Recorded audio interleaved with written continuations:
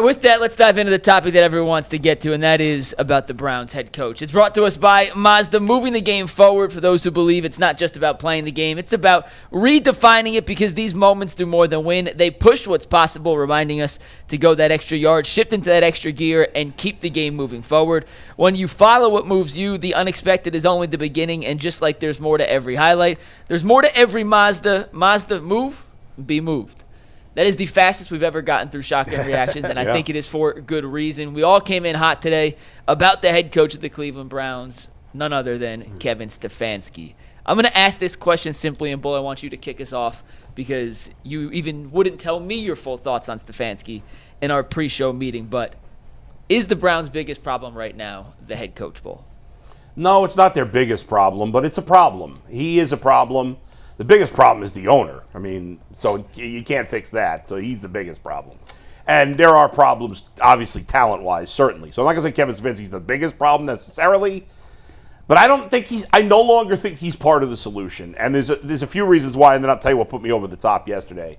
First of all, this has been and still is, and I think will continue to be, a very undisciplined team. Mm-hmm. They make stupid mistakes all the time. They do stupid things that good organizations don't do. You want to know one of those little things, which I don't even know if any of you guys noticed this. On that final drive when the Browns had the ball, as big a long shot as it was, they were going to score a touchdown to win. They get the ball with 25 seconds. They complete a pass to Isaiah Bond. You guys remember that at midfield? Yep. What did Isaiah Bond do the second he caught the ball? Does anybody see that? He signaled for a first down. He signaled for a first down. That's clown behavior. And that clown behavior happens because the coach allows it to happen. No, it's not the coach's fault. No, the coach lets crap like this go down all the time. There's little instances that all of these things on their own are not a big deal. But when you add them all up, it's a big deal. That is clown behavior. I'm telling you, and fine, prove me wrong. There is no player on the Kansas City Chiefs doing a celebration of a first down when you have almost no chance to win. Who knows? You could have wasted the 2 seconds that they needed at the end. It's so silly. Things like that happen all the time. Pre-snap penalties. The special teams disasters. Constantly. Unacceptable just mistakes that we see time and time again, year after year. Nothing changes. When we heard that Kevin Stefanski was allowing Deshaun Watson he was not being criticized in film work, unlike other guys, I was like, what is happening here? When DTR doesn't even know he's playing before a game, is completely unprepared. What is happening here? Why do these things not happen with other teams? Kevin Stefanski's a smart guy, but that doesn't make you a good football coach. I'm not even saying he's a terrible football coach. He's just And I think it's time for a new. Now, I got zero faith that the guy that replaces him is going to be any better. So I don't know. We just got to get lucky, because Jimmy Haslam doesn't know what the hell he's doing. Anybody that thinks he's a good owner is as clueless as he is. Just because he spends money doesn't make him a good owner. He's a horrible owner. And any smart person in football will tell you he's a horrible owner. He is a buffoon. There's no doubt about it. And it's a buffoon organization. So I don't know if you can salvage things without Kevin Stefanski, with the next guy. But the only two excuses I ever hear of why to keep Kevin Stefanski is 2-time coach of the year and, well, he's better than what we had. That doesn't matter. The goal is not to be mediocre. The goal is to win a championship. And maybe that's impossible with this organization and this owner. Maybe it's never going to happen. But it doesn't mean you give up and accept mediocrity because of that. And the final, and I'll say this. I've been a little wishy-washy on Kevin Stefanski for the last year. And I blame Jason. And this is honestly a very big compliment to Jason. I really don't care. Anybody that knows me knows this. I care about almost nobody in the media what they think about me. I make fun of other people in the media, which a lot of media members don't do. It probably hurt. I know not probably. I know with 100% certainty it's hurt my career along the way. That's just who I am. I can't help it. If I don't like you, I'm going to say it. That's me. I respect very few members of the Cleveland media. There's almost nobody in the Cleveland media that I care what they think about me. Jason's one of like 3 people that I care what he thinks about me. And Jason has been so steadfast, and he may end up being right in the long run. I don't know. About Kevin Stefanski, that it's made me doubt myself a little bit on Kevin Stefanski. I got to admit that. And if you know me, I almost never doubt myself. I always go with my gut. But he's made me hesitate a little bit, which ultimately is my fault, not his. But it just shows the respect I have for Jason. But the way to me, using those timeouts on defense yesterday, Jason's going to give me the reason why. Maybe he'll talk me into it. I have no idea. The idea that he was calling these timeouts because the Vikings are going to supposedly run out the clock. What is he talking about? A field goal would, if a field goal would have won the game, then I understand calling the timeouts. But a field goal ties the game. The Vikings don't want to settle for a field goal. They want to score a touchdown. So they're not going to play the clock too much. And by the way, when he called the second timeout, it was first down. So if the Vikings wanted to, they could have run the clock out anyway. You're out of timeouts to make them kick. Exactly. Yes. So they could have done it anyway. So the only hope, in a way, was that they either didn't score, and then you wouldn't need those timeouts, or they score quick, which they did at that point, and you need the timeouts. But they didn't. He didn't have them. I mean, it was listen. Are they going to score with 25 seconds left, even if they had 2 timeouts? Probably not. The fact of the matter is, they got into position. But they would have defended them a little differently, maybe, probably, if they had 2 timeouts. But still, it was a long shot, but it would have been a much better shot with 2 timeouts, or at the very least, he should have had that last timeout. Right. Maybe you could argue using the 1 timeout, but once it gets to first down, I mean, what's the point? If they go till 3rd down, they could run the clock anyway, even with using that timeout. So that, to me, was crazy bad clock management, and that was the final straw. And I would fire him right now because I just don't see the point. And maybe I'll give him the rest of the season to somehow change my mind. The season's lost, but the one last thing I'll say, and I've rambled for a while, is that when we talk about lack of talent, I believe I picked the Browns to go 5-12 this year. I think was the record I had them. But when I picked them to be 5-12, I didn't think their defense would be as good as it is. Like, I thought their defense would be good. But the impact that the 2 rookies and that, what's his name, the D tackle they got from Seattle, Collins, and Malik Collins have had, Greg Newsom's improved play, Alex Wright playing better. The defense is way better than I thought it would be. Quinshon Judkins, I thought he'd be good, but when we were making predictions, we didn't even know how much he was going to play. Right. He's phenomenal. I don't know if people get that. This kid is unbelievable. He's the next great back. If you would have told me before the season that Quinshon Judkins is the next superstar back in the league and the defense would be this good, would I have picked the Browns to make the playoffs? No, I would not, because I don't like the quarterback situation. But would I have picked them to win more than 5 games? Yeah, I probably would have. Could have made a run at 500. Maybe 7, maybe. As bad as the quarterback play is, and I thought it would be, and it's been even worse, to be fair. So maybe that evens out a little bit. But I would have certainly maybe picked them for 6 or 7. I don't know. Still not a very good team. But they're not a 2. I don't buy that they're a 2-15 talent team. I don't buy that. They're not that bad. And right now they look as bad as any team in the league. On offense, they're the worst team in the league. The worst team in the league. You've got the best back in the league. Okay? The offensive line play. There's KT Tunstall on the Sunshine Boys. This guy sucks. Can we put somebody in there?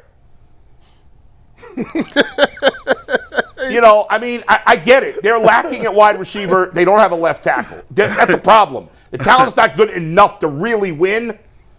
But when they've been in most of these games, finished a deal. And they can't. And to me, a lot of that goes on Stefanski. There you have it. Jason, The rebuttal. Let's go. There's a lot there, and I actually agree with a lot of what you said at different points. I probably should have been taking notes the whole time. Here's what I'll say about Kevin.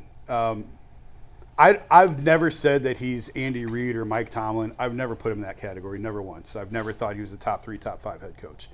But Bull, you hit on something that I think is imperative to the argument when you talk about ownership, and when Josh McDaniels, sorry, I lost his name. When Josh McDaniels interviewed for the Browns job, however many years ago that was, and he was like the top candidate, and everybody wanted him. And I know it turned out he wasn't a very good head coach, but at the time, he was a pretty hot commodity. And I think Dustin would probably be able to corroborate most or all of this. So he goes into the interview, sits down with Jimmy, and basically says, you need to fumigate the entire building. Everybody has to go.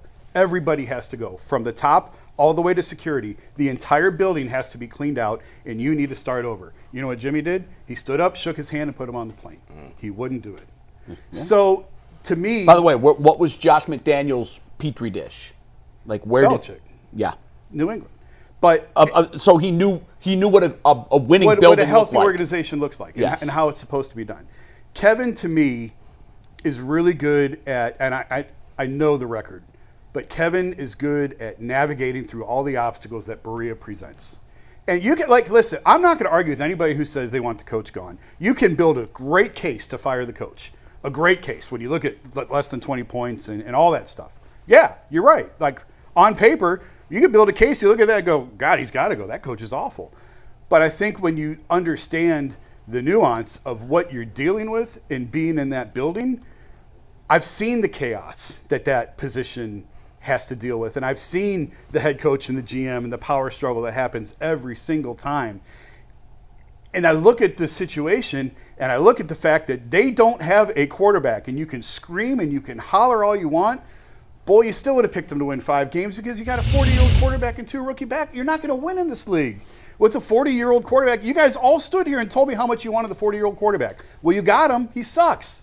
You can't. You can't. He might win. end up with their only win. You can't. No. This team's going to win games. I hope so. They are going to win games. This is a brutal start to the season. We knew it was going to be. Yeah. Everybody sat up here and said, "Oh my God, they might be 0-6." But they got to win some games. Is what you can't finish 2-15. Yes, and I think they will. And like Bull, you and I both said, yeah. This is a really good defense. It's going to keep them in games. It's going to give them a chance to win games at the end. That's exactly. But what I didn't think they've it would be done. this good. I didn't think because guess I what? wasn't buying into the rookies being so impactful. Guess what? You needed one stop yesterday. You didn't get it. They didn't get it. It wasn't good enough. You're let right. them go 80 yards. Denzel Ward, your second best player, blew that play. And I'm not trying to blame the defense for Like, the defense was great yesterday. But when you needed them most, they weren't there. The running game was great yesterday. When you needed them most, it wasn't there. Because it's not a good football team. If you want to blame the head coach for that, go ahead. You want to fire him? Go ahead. I've seen the dysfunction that comes with that, and I just think that, like, if you give the guy a quarterback and let him go, it can be very good. And, like, I know everyone's going to kill me, and everyone's like, you're on Stefanski's payroll or whatever. By the way, I'm the one who wrote the fact that he wasn't coaching Deshaun. I am. I'm the one that wrote that. Yeah. So don't tell me that I'm not critical of him, because I am. And you're 100% right with, like, some of the DTR nonsense that went on. You're right. You're 1,000% right with that. So it's not perfect. I just think, I just keep thinking back to that McDaniels thing, and I keep thinking back to, like, he wanted to clean out the building, and they told him, okay, see ya. Jimmy's not going to give him that control. He's going to be in the Friday meetings. He's going to be in the Monday meetings. And the way that they run things and the way that they operate things is so dysfunctional that it is very much a part of the organization. And until that is cleansed, and it's never going to be cleansed, it is a massive obstacle for any coach to overcome, which is why I said a couple weeks ago, I truly believe the Browns' only chance at actually winning at a high level is to get lucky on a quarterback like the Bengals did with Burrow. That is their only chance. Short of that happening, it don't matter who the coach is. It don't matter who the GM is. They are not going to win. You can't just get that piece right. And because of that, because I've heard you say that before, got to get lucky on the quarterback. Yeah. And that would help. But the problem is there's too many moving parts around that. Where an organization like Kansas City can get a Mahomes and ride a bunch of Super Bowl wins. New England can get lucky and get a Brady and win a boatload of rings. But the organizations, both of them, are great culture organizations. They don't have slop everywhere else. Oh, but Jay, we don't know that the Patriots are. They had they sucked before Brady for the most part. Yeah, they've sucked since. Bull, they won Super Bowls because of their defense. Go look at the numbers. Brady was always there, but they won a couple of Super Bowls because of their defense. So what I'm saying Brady won without Bill. You can run into a lucky quarterback. You can do that, Cincinnati. What have they done? They're a slap organization. They are, but at least they went to the Super Bowl. But did they win it? And have they been back? But, no. So what I'm saying is you can get the right guy, Cincinnati. And you can muck it up. I don't think anybody would call Buffalo a bastion of excellence, but they've got Josh Allen. Now, have But- they won a Super Bowl? No, that's my point. But guess what? That's my we point. still have another 10 years So my to point go in is, his like, career. Jay, of they all got of a the chance things to that win have to every happen year. to win a Super Bowl, I agree with you. Quarterback is at the top. But there are a lot of other things that fall in place. And here's where I am, and I've been there. I have zero faith that this organization can get all of them right at the same time because they haven't gotten anything right. So, yeah, you do have to luck into a quarterback. I'll agree with that. But I have no faith that they can not muck everything else up to the point where they're actually going to win a Super Bowl. G, before you go, Jason, there's one thing you didn't rebuke from Bull's thing that I know you said you wanted to, the timeouts late in the game. The clock management. What was the Oh, explanation of that? you want to do that now? I thought we would keep going on Kevin. Continue That's more on. No, the this game. is all on Stefanski. Continue on. Because Bull Okay. was upset with how he used the timeouts. Okay, and blamed once- Stefanski for that. I I'm was curious too. what your take on that is. Before I don't G, have before the it's yours. play-by-play in front of me. I'll bring it up. Once, so you're talking the last defensive play when Minnesota scored. Once Jefferson made that catch down the sideline, to me, this is just me. Everybody can disagree with me. That's fine. The game flipped because now they're in field goal range. Yeah. So now it's a matter of preserving time on the backside. Whether they score a field goal or a touchdown, they are going to score. So you're trying to preserve as much time as you can to get the ball back. If you don't call timeouts there, they had 25 seconds. If he's not calling timeouts there, maybe they have 5 seconds, 6 seconds, 3 seconds. I agree with that, but to Bull's point, and Yeah. Bull, maybe I'm misremembering the play-by-play in this Yeah. situation, but to me, I agree with you. When he caught that ball, I'm like, okay, their game now. Now it changes. But, Now but you're could trying they, to preserve time. in my mind, they could have just not scored a touchdown. They could have Kick the field goal. run the clock out and kicked the field goal. They didn't Right. want to do that. If they were willing to run the clock out and just kick a field goal, to me, if I'm the That's a Browns, I can live loser's with men- that. Yeah, I can hell live yeah, with that. let 'em have And you're going that. to leave with timeouts in But- your pocket? No, you're no. But if they're going to run the clock out, you're going to leave with timeouts in your pocket. Yeah. So what Yes. sense is that? Why are you going to leave with time? You're going to take them with you to next Because week? You're going to buy a steak dinner See, with but them here's after the the thing, game? Jason. No, I don't buy that was ever going to happen because if you're the Vikings, you want to score a touchdown. You don't want to Absolutely. just tie You the want to game. end the game. So you're Yes. trying to score as quick as possible. Yes, which They is why weren't- Kevin is trying to preserve time. So if you're trying to score as quick as possible, But- you're going to leave something But for you yourself didn't on the have back to end. preserve time because they were trying to score. They weren't slowing down the game. Well, then let them score the touchdown and get the ball back. We've seen that before. I'm all with that. That's what But- I was saying at the time. but- let them in so you've got Well, I clock. don't let them in because they weren't that close. No, I If- know, if but they were at the like three, you, then I let felt them it's a in. fait accompli. But They're here's scoring a the thing. touchdown. Once Kevin Stefanski calls the timeout, let's say they didn't score on that. They scored the touchdown right after Stefanski called the last timeout. Right? I gotta pull- I If don't they- remember the play-by-play. I'll bring it up here. Here we go. I got the play-by-play in front of me right now. I've got it pretty close. Go ahead. So he uses the last timeout, and then on the next, so he uses the last timeout after they had just gotten a first down. What is the point of that? Because Because if they score on the next play, you get the ball back. But if they score on the next play, you get the ball back anyway. You still have the timeout. They weren't running clock at that point. There might have been, even if there was, I'd rather have 20 seconds left and a timeout than 25 and no timeouts. The Vikings weren't slow playing it. They were moving. They weren't trying to waste the clock So- there because they needed a couple of plays to be able to score potentially. So when he took the timeout to save the 10-second runoff, did you like that or no? I didn't like that either, but I Yeah. could live with that one. I could too. I didn't like that one, it's but it's the same concept. It is the same premise. concept. Ultimately, you're saving yourself 10 You're try- seconds. you're trying to where save- when you have the ball on offense, there are ways to stop the clock. No, here's why I could live with that one. I didn't like it. After that play, it was third down. So you call the timeout there. If you stop them on the next play, then it's fourth down. And then I wouldn't have had a problem with him using the last timeout because it's fourth down. They got to kick a field goal. Right. And there's still a minute left, not 25 seconds left. There would have been 59 seconds there. Right. Yeah. I would have been okay with no timeouts and 59 seconds left. That was the But- game. That third down was the game. Right. That was right, it. Right.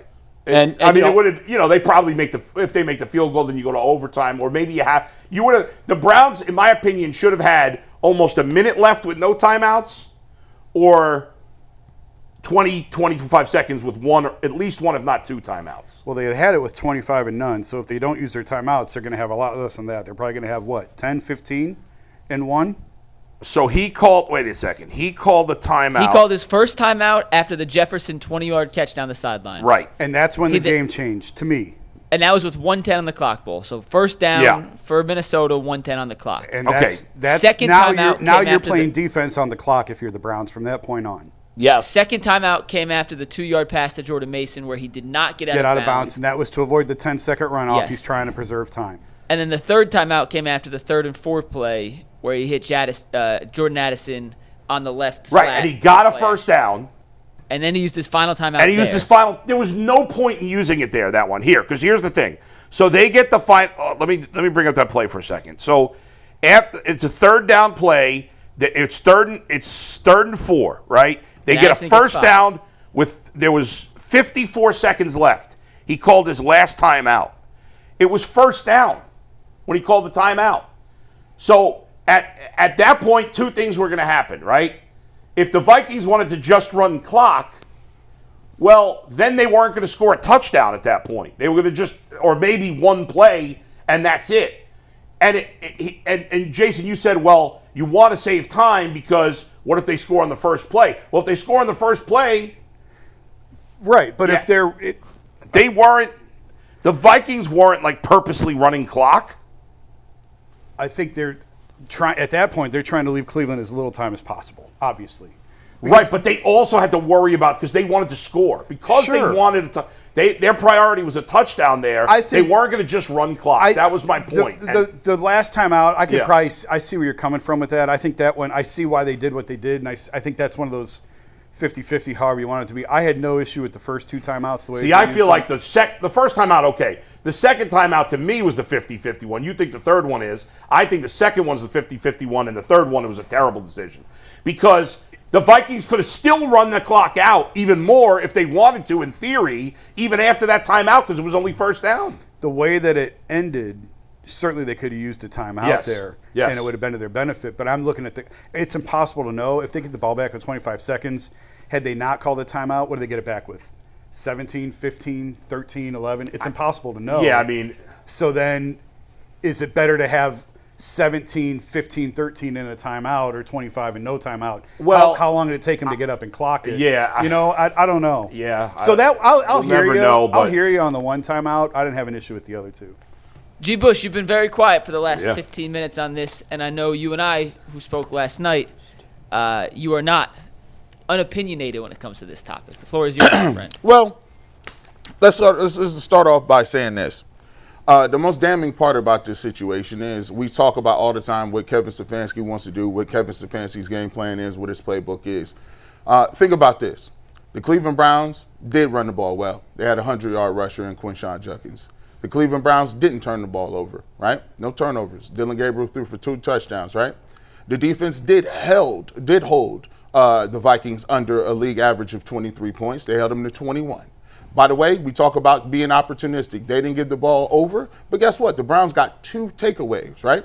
They did all of that, and I believe they won time of possession too, McNuggets. Is that true? Am I correct in saying that, or was it close? It was close. It was It was very close. I'll tell you the exact, right now, G, if you want to know the exact minutes. The Browns had possession for 30 minutes and 29 seconds. The Vikings 29-31. So they won. essentially 50-50. So They did win. 50-50, but they did win time of possession.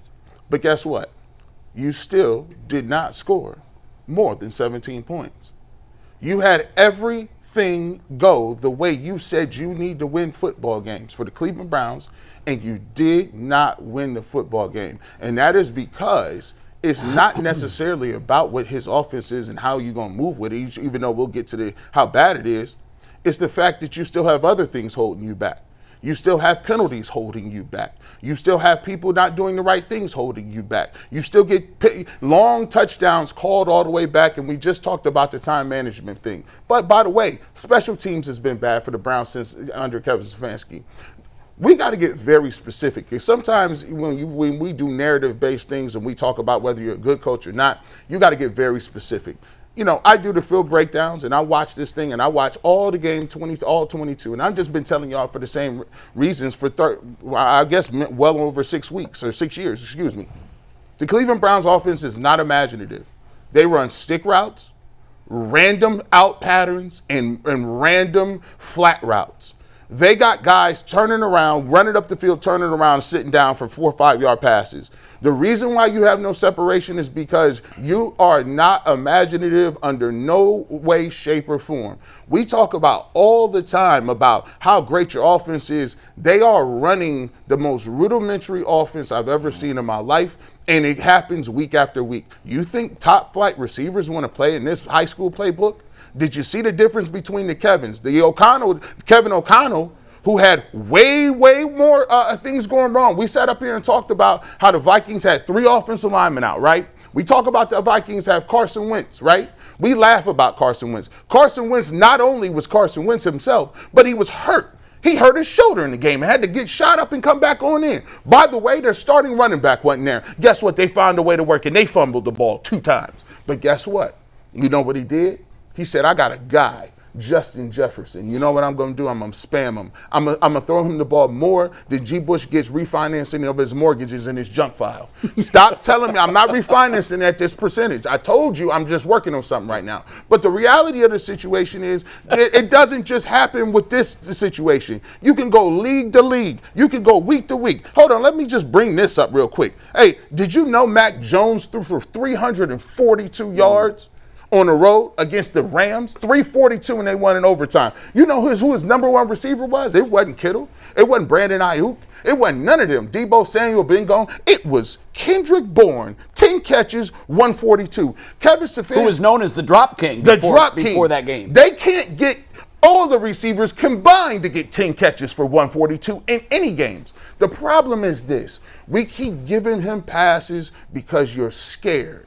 You are scared. Anybody who is scared to say, I am unwilling to go for the unknown and stay safe and take these L's, that means you're living in your fears. And the problem that you're going to have is when you keep losing this way, you can say the quarterback is this and the quarterback is that and the quarterback is in 26. Maybe your coach is in 26. Maybe your general manager need to be in 26 too.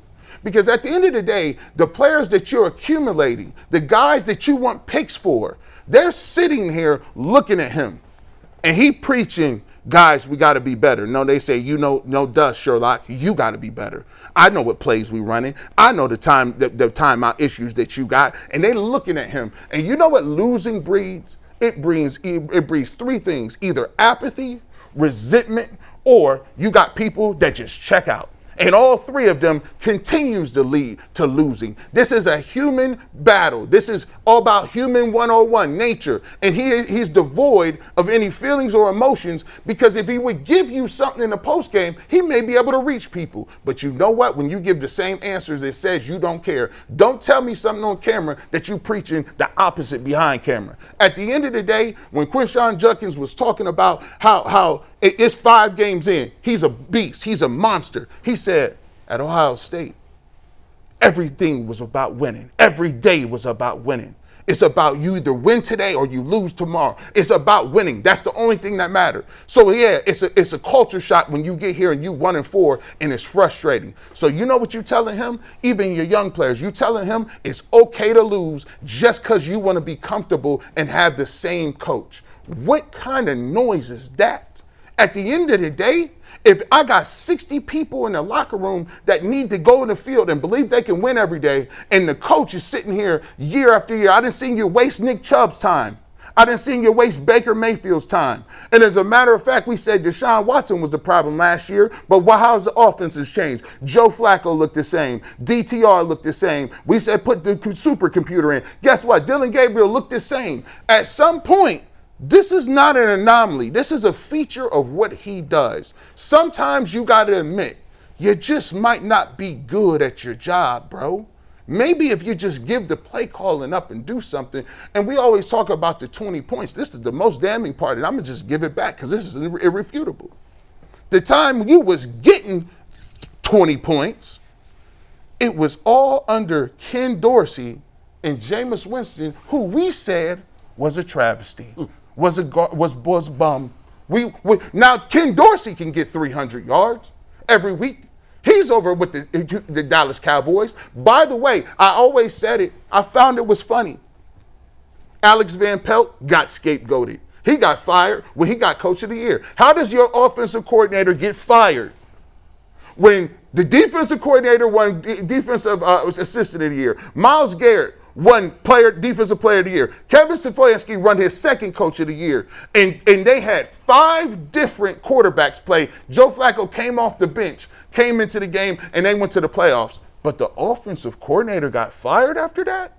The reality is Kevin Stefanski been scapegoating and skating on people way back when it was Baker Mayfield and Odell Beckham Jr. The problem is you guys is just now catching on to it. Because I told you, once you put them rookies in, tick, tick, tick, you on the clock. Because we watching you. We done changed everything else except for the coach. Say I'm lying. We haven't changed the general manager either. Well, he's on the clock too. And by the way, let's not get to and before I give it back to you. I don't want to hear nobody talking about they ain't got the talent. Y'all told us from Jump Street you was lockstep.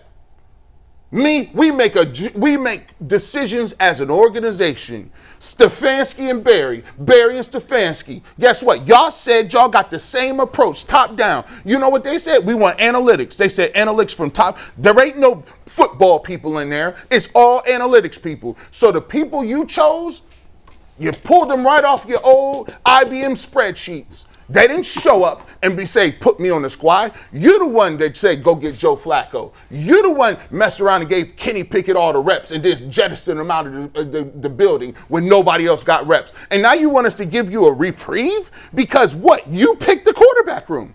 You chose these people. You're the one who told G. Bush for 3 years in Project Stockpile as I emailed you. What about the receivers? We like our receiver room. What about the offensive linemen? We're going to figure it out. We'll just move some things around. I told you was taking L's. And by the way, yeah, you don't have linemen because you swung and missed on a bunch of other people. Where's Jed Wills at? That was a top 10 pick. I'm not going to see, you can't have it both ways. You picked the people, you chose them, they turned out not to be good, and now you want us to tell you to give you the keys to the car to draft more people and another quarterback? When this one, nah, I told you, tick, tick, tick, you on the clock. Go ahead, Jay. Browns have scored less than 20 points in 21 of their last 24 games, going back to week 18 of 2023. That is astonishing. Yeah.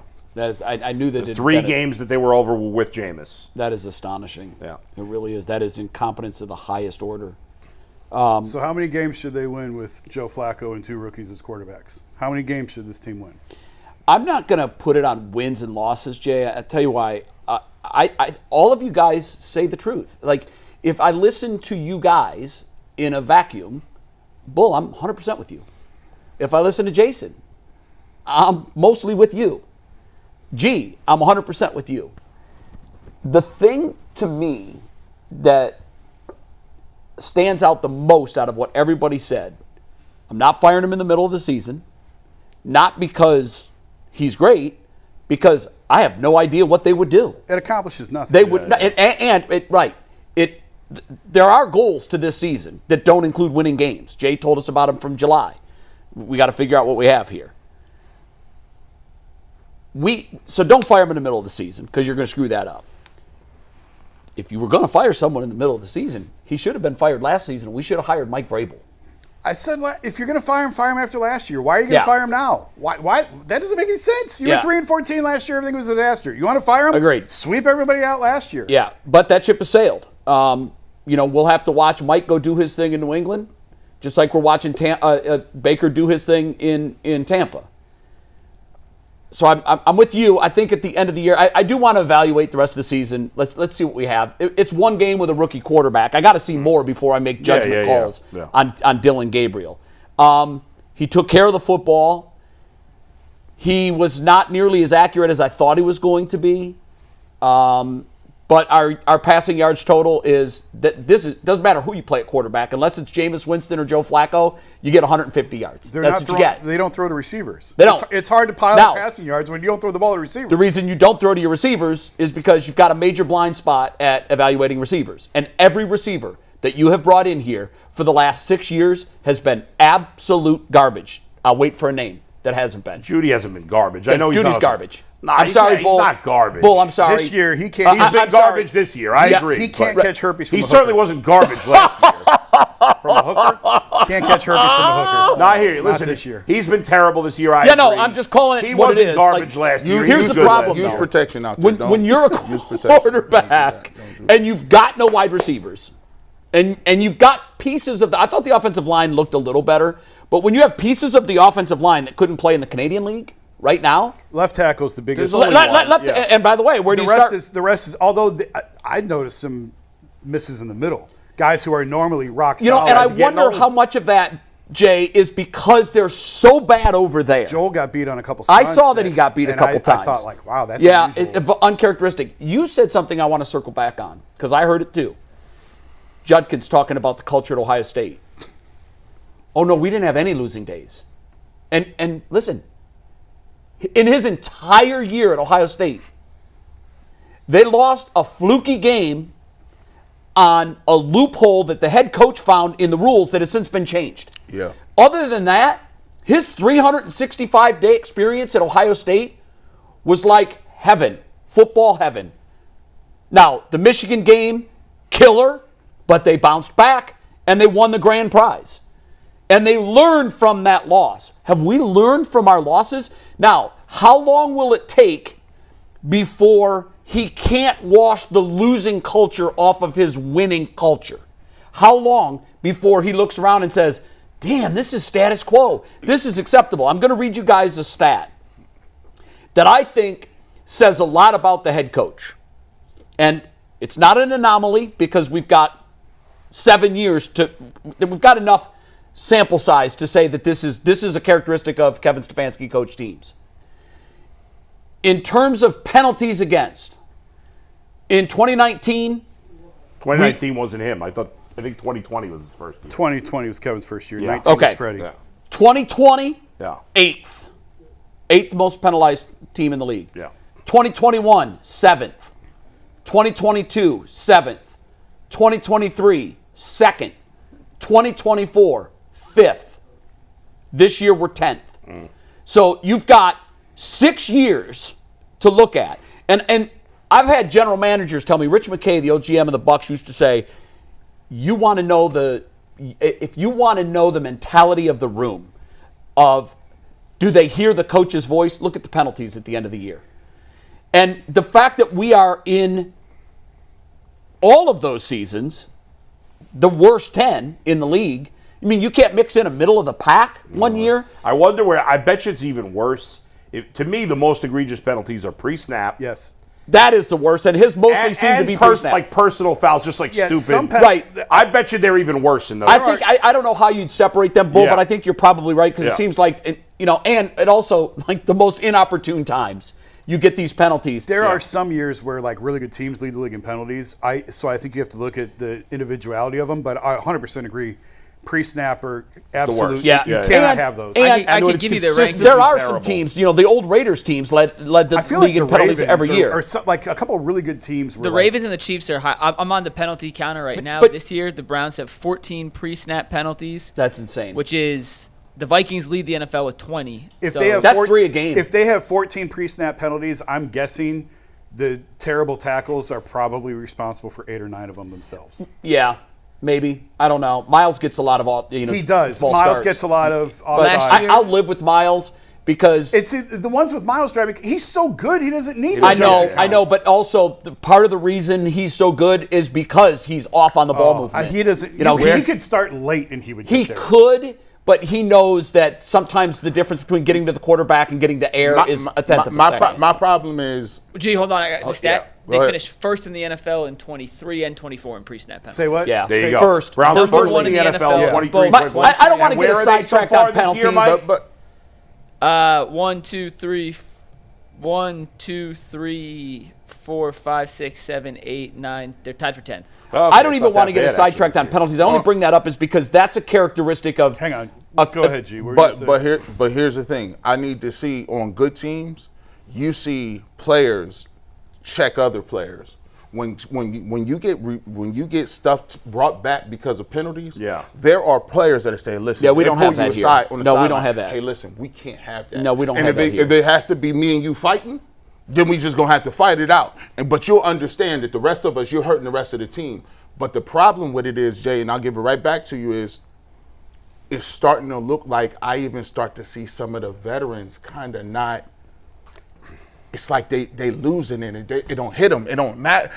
Like the David and Njoku thing, I was watching his behavior. I'm like, bro, you know you losing, right? Did that bother you too? You know you losing, bro. Like, I know you jumped over somebody, but you know you losing, right? You know you At this point, it seems like people is already starting to be like, oh, listen, I got the contract, we good.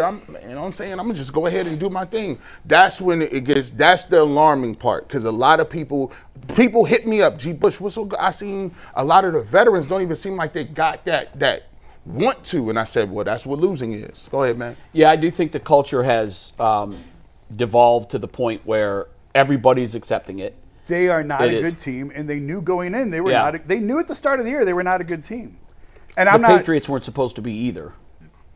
In fairness, the Patriots have a quarterback they drafted in the top 5. They do, and I like them a lot. But I also think that it's not an apples-to-apples comparison, I don't think. Not yet. And by the way, the Browns might finish with a better record than the Patriots. I don't know. All I know is from watching the teams, if I wasn't even looking at the scoreboard, I just see two different cultures. I see a different culture in New England than I see in Cleveland. Browns are not going to the playoffs, obviously. They're not going to have a winning record, obviously. I do think that there are wins coming. This was such a brutal start. And we all said it. Everybody knew it. Everybody knew this was an 0-6 start staring them in the face. And they lucked into one win. They had opportunities, actually, for a couple others. You know what? I give them Cincinnati, but Green Bay was also a game they should have lost. Absolutely. So, I mean, you just flip-flop those. Yeah. We should be 1-4. That's what we should be. That's where we are. And, the other games, they should have won yesterday. They should have won that game. But a lot of games, they've had a chance. I would say they could have won that game. They were in position. By the way, to win the division stinks. The Bengals are terrible. The The division's awful. Yeah. The Bengals, I think the Bengals are crazy if they don't go out and get a veteran quarterback. No, I want them to lose every game the rest of the year. I know you do. Of course you do. I don't want the season's over. I don't want them to This division is winnable. Pittsburgh's going to win the division going away. Out of 5 games. We could beat Pittsburgh next week. It wouldn't shock me. It wouldn't shock me. It wouldn't shock me. It would shock me. I would not be floored if we beat Pittsburgh. Out of 5 games, they have put themselves in position to win the game at the end of the game in 3 of the 5 games. Yes, that's a fact. Because they're not a good team. They're not a good football team. Jason, if you're in the game, you got to find a way to win. They have terrible quarterback play, and they're not a good football team. But they were winning the game yesterday. Yes, they should have won, and they didn't blew it because they're not a good football team. If you want to blame the coach for that and fire him, go ahead. But I'm not arguing that anymore. I wouldn't fire him, but I understand why people would. Though, that they're not a good football team. Like anytime they're not good. They're not. Okay, that is just a loser's mentality. It's the reality. Okay, it might be the reality, but Jay, sometimes perception is reality. Sometimes, if you constantly tell yourself you're not a good team, guess what? You're not a good team. This is a team good enough to win. And so I can't say they're not a good team. They have we got played an above average defense. We've got an above average running back. Yes, you're right. We're not good at wide receiver. We're not good at offensive line.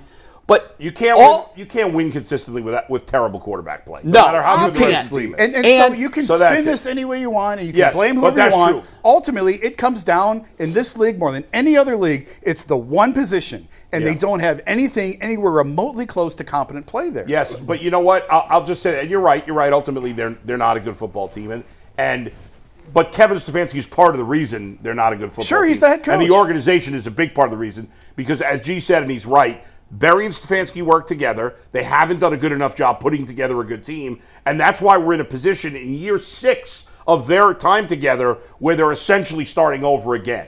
They have to start over because of the debacle at quarterback. That's why they have to start over. Right. Otherwise, they would not be starting over. But here's the thing. They made every single decision, Jason. Of course. They made the decision. And you were in favor of it. Hey, they made the. I'm not the one that's running the Browns. Everybody here was, except Jay. Everybody was in favor of it. And it was wrong. But they get paid dollars to do this. They decided Baker wasn't it. Nobody held a gun to their head. They said it was they didn't want to pay him. And again, let's keep it 100. Baker contributed to that with his immaturity at the time. The Baker thing has been so misconstrued and twisted. This is in the NFL. This is a results-based business. Yes, that's you right. made the decision. Yeah. You said you didn't want Baker. That's fine. We're gonna roll with it. You said you wanted Deshaun. We roll with it. Okay, cool. But the thing is that we got to start saying if the quarterback is the most important position, then the person who is coaching the quarterback should be second. You know, right? honestly, the best reason to fire him at the end of the year that nobody has mentioned, there is a smoking gun out there. If Jackson Dart isn't good, he's great, like Jaden Daniels type great. Oh, yeah. That's reason enough to fire That's true. everybody. Because you just got done telling me there was one quarterback in this draft Didn't that they you liked. lose to the Saints, though, yesterday? They did. I don't know how I he mean, played. we got a long He way to did go. not Yeah, play yeah. well yesterday. We got a Yeah, long no, way to go. he But didn't. if Dart plays like real, I Yeah. don't mean Bo Nix. I mean Jaden Daniels. Yeah, he yeah, has yeah. to be phenomenal. If he is phenomenal this year, that's you reason missed on enough to that, fire too. these That's- guys. you missed on that, Because you too. can look at him and say, you told me there was only one quarterback worth taking. As much as I like Mason Graham and as good as I think Mason Graham's going to be, I'd rather have a franchise quarterback in that course. spot. Yeah. So that alone could be enough reason to sweep Yes, that's everybody correct. out at the end of the That's season, correct. regardless of how the Browns By do. the way, I know it's a different sport, but the Guardians were not a good baseball team, and No. they made the playoffs. And they've got a Yes. great culture. Yeah. They've got a great culture. And that's my point where I don't That's want to crazy. hear they're not a good team. The Guardians were not a good team, but their culture is phenomenal. Got 'em over the top. Their culture is phenomenal. Their front office is they're- phenomenal, and it was enough to get them into the playoffs. Browns got good- and here's the thing with the Browns: we're saying they're not a good team. They could be 3-2 right now. The difference of winning and losing in the NFL is minuscule. Yeah. And so, if we're good enough to be 3-2, but we're only 1-4, I'm sorry. I'm looking at the head coach. The culture sets the temperature for That too. everybody in the That too. room. Yeah. And right now, our thermostat's broken. It is busted.